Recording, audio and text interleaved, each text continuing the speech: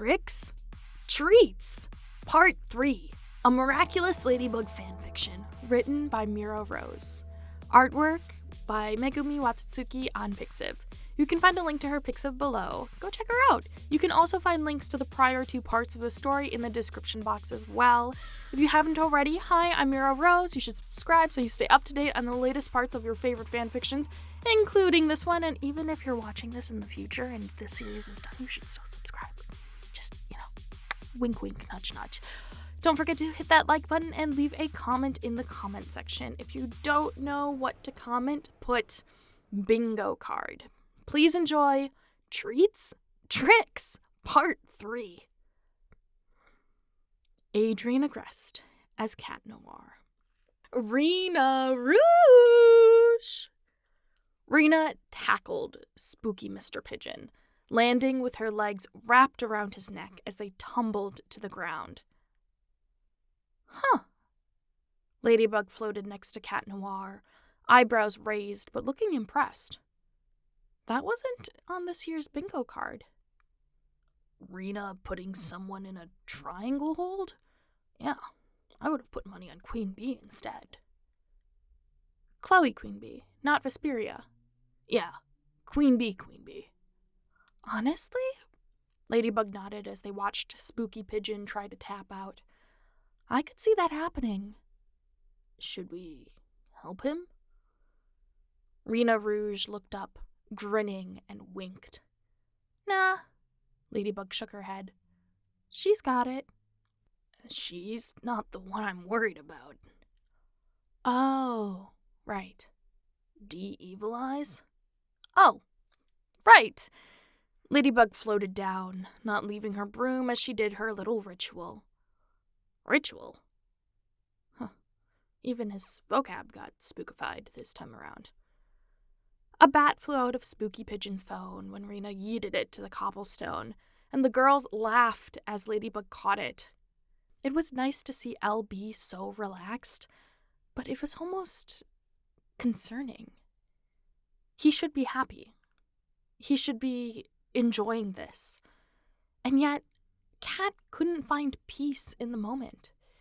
Something itched at the back of his mind, and he couldn't figure out what. Hey! Rena Rouge swatted at Ladybug.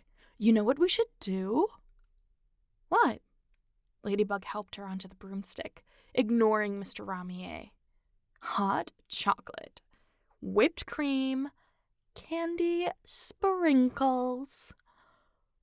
Ooh! Ladybug looked up at Cat, still floating in his pumpkin. I know Cat has pumpkin spice pumpkin marshmallows. He blinked. This wasn't Ladybug. She made fun of him for those. He does? Rena looked up at him, jaw dropped. Share! Shouldn't we, focus on getting out of this mess? Cat tried again, knowing it was futile. You know, hawk moth and all that? Excuse you. Rena crossed her arms. Not until I get a pic of him as Dracula. You don't know if... Cat began, then sighed and shook his head. Something was off, but he could use their recklessness to his advantage if he did it right. First one to find Hawkmoth gets a marshmallow pumpkin. What?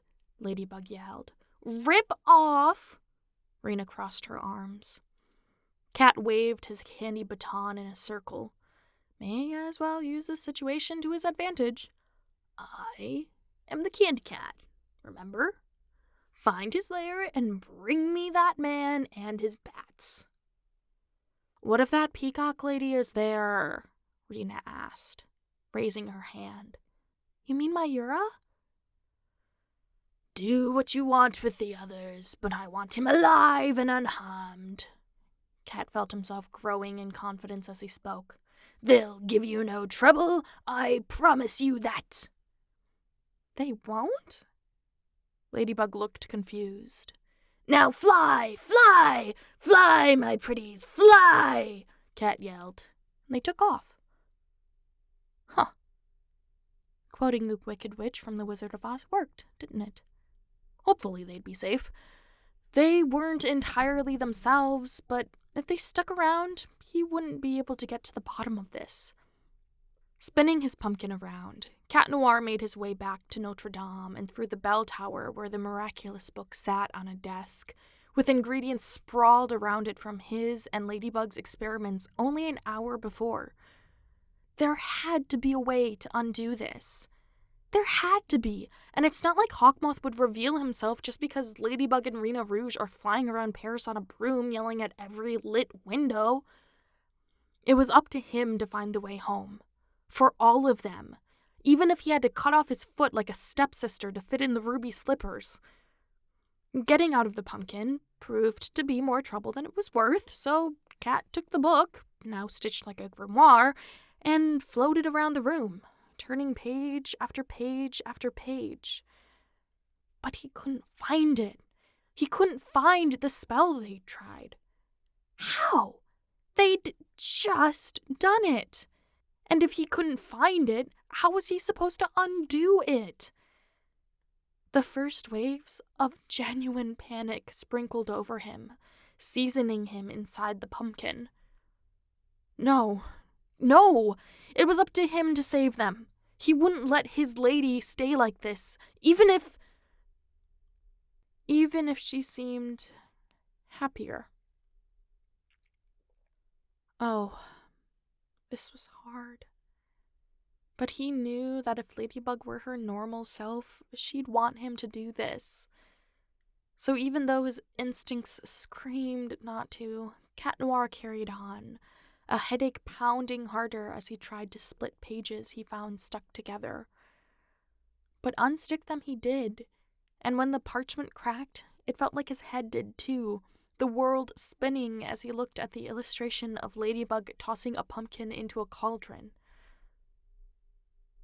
Oh no. Did he have to get cooked? Before he could think it over, he heard a crash, followed by bell after bell ringing, before a blur dropped next to him with a thunk. Ladybug and Rena Rouge sat on the floor, the broom discarded, holding 2 bats each and grinning as they looked up at him. Ah, jeepers. This was going to be a long night. Thank you so much for listening. Part 4. This was part 3, right? Yeah, part 4 is on the way. I will catch you guys in the next one. And don't forget to like, subscribe, all that good stuff. And if you are still listening for a comment, put pumpkin pie. I will catch you in the next one. Bye!